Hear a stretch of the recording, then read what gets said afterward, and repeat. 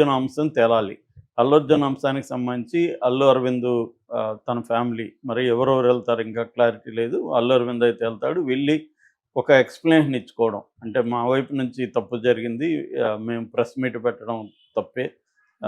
తర్వాత మా అభిమానులు కొంత గవర్నమెంట్‌కి యాంటీగా, పోలీసులకి యాంటీగా మాట్లాడడం తప్పు.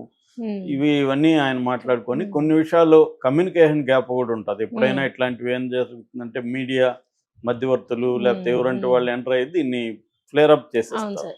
ఆ కమ్యూనికేషన్ గ్యాప్‌లో తమ వైపు ఏమేం జరిగిందనేది ఆయన ఎక్స్‌ప్లనేషన్ ఇస్తాడు. తాము ఎందుకు ఇలా బిహేవ్ చేసాం, ఏం జరిగిందనేది తను చెప్తాడు.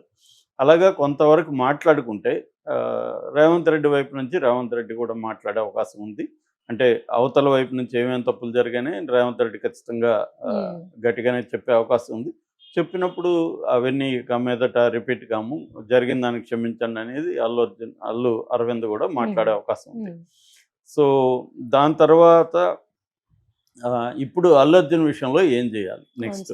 ఆల్రెడీ ఆ బాబుకి సంబంధించి ఆ ఫ్యామిలీకి సంబంధించి వాళ్ళు బాధ్యత తీసుకున్నారు. పుష్ప టీము 2 కోట్లు అంటే అల్లు అర్జున్ ₹1,00,00,000, సుకుమార్ 50,00,000, తర్వాత మైత్రి మూవీ మేకర్స్ వాళ్ళకి సంబంధించిన ప్రొడ్యూసర్లు ఇద్దరు ఉన్నారు, Naveen and Ravi Yalamanchili.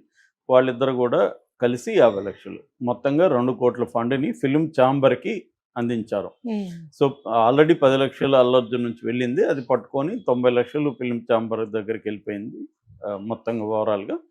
So film chamber వాళ్ళు మిగతా ఇండస్ట్రీలో కూడా కొంతమంది దగ్గర కలెక్ట్ చేసి ఇవ్వబోతున్నట్టుగా చెప్తున్నారు. ఇంకా కొంతమంది వేణుస్వామి కూడా నిన్న 2 లక్షలు ఇచ్చాడు.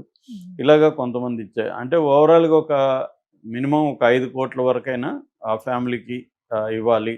ఎందుకంటే ఎడ్యుకేషన్కి ఒక ట్రస్ట్ లాగా ఏర్పాటు చేసి ఆ పిల్లల ఎడ్యుకేషన్కి వాళ్ళకి ఎంత క్వాలిటీ ఇన్స్టిట్యూట్లో చదువుకున్నా దానికి సరిపోయే మనీని వాళ్ళకి, అట్లాగే లైఫ్కి సెక్యూరిటీగా ఉండే స్థాయిలో మనీని వాళ్ళకి అందించాలి ట్రస్ట్ లాగా పెట్టి అనేది ఇప్పుడు ఫిల్మ్ ఛాంబర్ ఆధ్వర్యంలో జరుగుతుంది. సో అదొక అంశం. అట్లాగే ఇక మీదట ప్రభుత్వం మీద కానీ పోలీసుల మీద కానీ ఎటువంటి నెగటివ్ రాకుండా చూసుకోవాల్సిన బాధ్యత కూడా అల్లు అరవింద్ ఫ్యామిలీ మీద ఉంటుంది. ఎందుకంటే ఆల్రెడీ నిన్న కూడా ఒక వీడియో ప్రవేశపెట్టి అల్లు అర్జున్ వెళ్ళకముందే ఇది జరిగింది అని నిరూపించడానికి ఫ్యాన్స్ ట్రై చేశారు. పోలీసులు సీరియస్ వార్నింగ్ ఇచ్చారు, ఇది ఫేక్ వీడియో, మేము అసలు వీడియో మేము పెట్టాము, ఈ ఫేక్ వీడియోలు దీని మీద మేము చర్య తీసుకుంటామని కూడా అన్నాడు. సో అసలు వీడియో అయినా కూడా వీళ్ళైనా కూడా పోలీసులైనా కూడా కోర్టులోనే దాన్ని ప్రూవ్ చేయాలి. ఏది అసలు ఏది నకిలీ అని కోర్టులో ప్రూవ్. కానీ ఇప్పుడు డిపార్ట్మెంట్ తమకు బ్యాడ్ నేమ్ వస్తుందంటే వాళ్ళు సహించే పరిస్థితిలో లేరు. కాబట్టి ఈ ఒకవైపు మీరు తప్పు చేయలేదని మీరు నమ్మినా కూడా దాన్ని ఇక్కడ ప్రజల్లో ప్రూవ్ చేయకండి, సో మీరు కోర్టుకు వెళ్ళి చెప్పుకోండి అనేది వస్తుంది. సో దీని తర్వాత ఇక ఇమ్మీడియట్ సమస్యలు ఏంటంటే రేవంత్ రెడ్డి ఆల్రెడీ స్ట్రిక్ట్గా ఉన్నాడు అనేది ఒక రకంగా సిగ్నల్ కూడా ఇచ్చాడు. ఎందుకంటే మామూలుగా ఇట్లాంటి మీటింగ్ సీఎం ఆఫీసులో కానీ సీఎం ఇంట్లో కానీ జరుగుతుంటాయి. జనరల్గా సినిమా వాళ్ళు వచ్చినప్పుడు ఎక్కువగా సీఎం ఇండ్లలో జరుగుతాయి. కానీ ఈయన కమాండ్ కంట్రోల్ అంటే పోలీస్ డిపార్ట్మెంట్ దీంట్లో పెట్టాడంటేనే ఐఎమ్ సీరియస్ అన్నది ఒక సిగ్నల్ ఇచ్చినట్టుగా తెలుస్తుంది. అట్ ద సేమ్ టైం చర్చలు పిలిచారంటే కొంతవరకు ఫ్లెక్సిబుల్ ఉంటుంది. అంటే నేను కొంత ఫ్లెక్సిబుల్ ఉన్నాను కానీ మీరు అనుకునేంత ఉండదు అనేది రేవంత్ రెడ్డి చెప్తున్నట్టుగానే మన అర్థం అవుతుంది. సో దాని తర్వాత ఆల్రెడీ ఆయన అసెంబ్లీలో 3 విషయాలు స్ట్రిక్ట్గా ప్రకటించాడు. 1 బెనిఫిట్ షోలు ఉండవు, 2 ప్రత్యేకమైన షోలు అంటే నెంబర్ ఆఫ్ షోలు మామూలుగా నైట్ నుంచి లేకపోతే అర్లీ మార్నింగ్ 4 నుంచి షోలు వేసుకోవచ్చు, అటువంటివి ఉండవు. 3వది టికెట్ రేట్లు పెంచను. నేను సీఎంగా ఉండేంత వరకు ఈ 3 విషయాల్లో ఇదే ఉంటుంది అనేది ఆయన అనౌన్స్ చేశాడు. ఇప్పుడు ఆయన అంత ఓపెన్గా అనౌన్స్ చేసేసాడు. దానికి ప్రజల్లో మంచి స్పందన వచ్చింది రేవంత్ రెడ్డి మీద. అట్లాగే థియేటర్ ఎగ్జిబిటర్స్ అసోసియేషన్ కూడా మీటింగ్ పెట్టి మరి ఈయన అభినందించారు, ఇలాగే ఉండాలని చెప్పారు. ఈవెన్ ఆంధ్రప్రదేశ్ ఎగ్జిబిటర్స్ అసోసియేషన్ కూడా రేవంత్ రెడ్డిని అభినందించారు. సో ఈ స్థాయిలో ప్రజల్లోకి వెళ్ళిపోయినాక ఇప్పుడు ఆయన వెనక్కి రాలేడు. దిల్ రాజుకేమో 3 సినిమాలు ఉన్నాయి. 1 గేమ్ చేంజర్ రామ్ చరణ్ది, 2వది మన వెంకటేష్ది సంక్రాంతికి వస్తున్నాం, 3వది డాకు మహారాజ్ బాలకృష్ణ. ఈ 3 సినిమాలు సంక్రాంతికి వరుసగా రిలీజ్ అవుతున్నాయి. ఈ 3 సినిమాలకు కానీ benefit show and number of షోలు తర్వాత టికెట్ రేట్లు పెంచుకోకపోతే దిల్ రాజుకి కనీసం 30-40 కోట్లు లాస్ వచ్చే అవకాశం ఉంది. ఆల్రెడీ దిల్ రాజు ఇబ్బందుల్లో ఉన్నాడు. ఒక్క గేమ్ చేంజరే 500 కోట్ల పైన ఖర్చయిపోయింది. దాదాపు 1 ఇయర్ ఆలస్యం అయిపోయింది. సో ఇదంతా ఇబ్బందులు. సో ఈ ఇబ్బందుల్లో రేవంత్ రెడ్డి అనౌన్స్ చేసేసారు.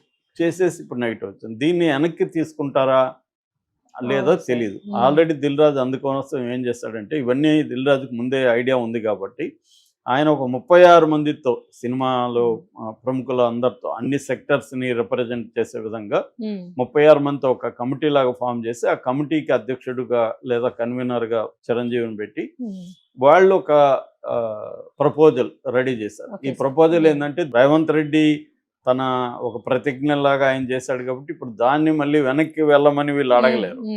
అవి అడిగితే అది ఇబ్బంది అవుతుంది. అందుకని అది లేకుండా ఇంకేమైనా చేయడానికి ఈ సినిమాలకు సంబంధించి ఇంకేమైనా బెనిఫిట్లు వచ్చే విధంగా చేసుకోవడానికి పర్మిషన్లు అంటే ఫర్ ఎగ్జాంపుల్ సింగిల్ స్క్రీన్లలో పెంచుకోవడానికి లేదు, మల్టీప్లెక్స్లో పెంచవచ్చు, అట్లాంటివే ఉన్నాయి. ఏమన్నా కొంత లేదు వాళ్ళతో కూడా మాట్లాడి థియేటర్ యాజమాన్యాలతో వాళ్ళకి ఓకే అనుకుంటే అప్పుడేమన్నా ప్రపోజల్స్ ఇలాగా కొన్ని ప్రపోజల్స్ పెట్టబోతున్నారు. ఇది ఇమ్మీడియట్ వ్యవహారం. దీంతోపాటు విజయశాంతి ఒక ప్రకటించింది. అదేంటంటే సమగ్రంగా చర్చించండి, ఎలాగో జరుగుతుంది కాబట్టి ఇమ్మీడియట్గా ఈ సమస్య కాకుండా ఓవరాల్గా ఒక పర్మనెంట్ సొల్యూషన్స్ ఇవ్వండి. అట్లాగే తెలంగాణ సినిమా మీద కూడా చర్చించండి. తెలంగాణ సినిమా తెలంగాణ సంస్కృతిని పెంచే విధంగా సినిమాలు తీయడం దీని మీద కూడా చర్చించండి. అట్లాగే సినీ కార్మికుల మీద చిన్న చిన్న నటులకు సంబంధించి ఆ అంశాలు కూడా చాలా పెండింగ్లో ఉన్నాయి, అవి కూడా చర్చించండి. ఇలాగా ఆమె కొంత సలహాలు ఇస్తూ రేవంత్ రెడ్డికి సినిమా ఇండస్ట్రీకి సలహాలు ఇస్తూ ఆమె ట్వీట్ చేసింది. అయితే ఇప్పటికిప్పుడే ఈ మీటింగ్లో ఇవన్నీ తేలుతాయంటే తేలకపోవచ్చు. ఇమీడియట్గా ఇప్పుడు ఏంటంటే ఒకటి అల్లు అర్జున్ సమస్య, రెండోది దిల్ రాజుకి సంబంధించిన సంక్రాంతి సినిమాల విషయం. ఈ రెండు ప్రధానంగా తేలాయి. దాని తర్వాత ఒక గవర్నమెంట్ నుంచి తర్వాత ఇండస్ట్రీ నుంచి ఒక జాయింట్ యాక్షన్ కమిటీ లాంటిది ఒకటి ఫామ్ చేసి ఉమ్మడిగా అంటే ప్రభుత్వం నుంచి ఏం చేయాలి, సినిమా ఇండస్ట్రీలో నుంచి ఏం ఎక్స్పెక్ట్ చేస్తున్నారు, ఇవన్నీ ఉమ్మడిగా ఒక ప్లాన్ చేయడం. తర్వాత నెక్స్ట్ సినిమా థియేటర్లకు కానీ లేకపోతే రోడ్ షోలు కానీ హీరోలు వెళ్ళడానికి కూడా కొన్ని నియమాలని పెట్టడం. దాని తర్వాత బౌన్సర్లకు సంబంధించి, ఎందుకంటే ఇప్పుడు బౌన్సర్లు లేకుండా చిన్న ₹1,00,00,000 మార్కెట్ ఉన్న హీరో కూడా నాకు బౌన్సర్లు కావాలని డిమాండ్ చేసే పరిస్థితి వచ్చేసింది ఇండస్ట్రీలో. ఇది ఎక్స్ట్రీమ్ అయిపోయింది.